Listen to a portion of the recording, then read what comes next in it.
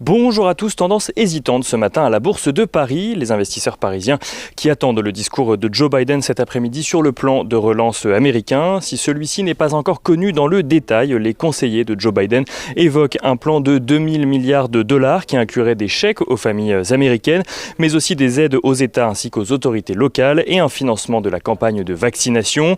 États-Unis toujours, la Chambre des représentants a voté hier l'ouverture d'une procédure de destitution contre Donald Trump.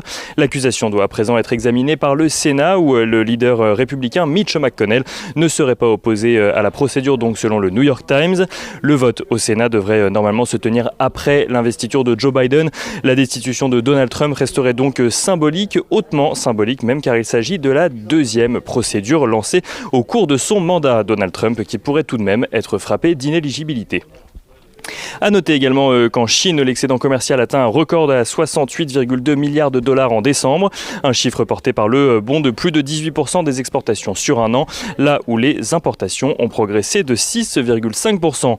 Du côté des valeurs à présent à la Bourse de Paris, dans le dossier Carrefour, tout d'abord Bruno Le Maire, le ministre de l'économie, a fait part hier soir de ses réticences au projet de rapprochement avec Couche-Tard qui a proposé le prix de 20 € par action.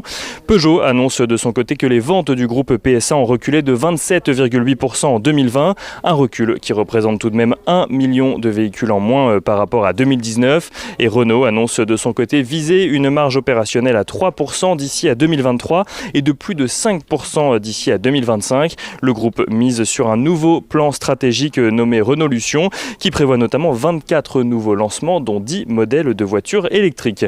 Et on regarde rapidement ce qui se passe du côté du pétrole. Le pétrole qui s'apprécie ce matin au-dessus des 56 $, tandis que l'euro-dollar est au-dessus des 1,2150 $ pour 1 euro.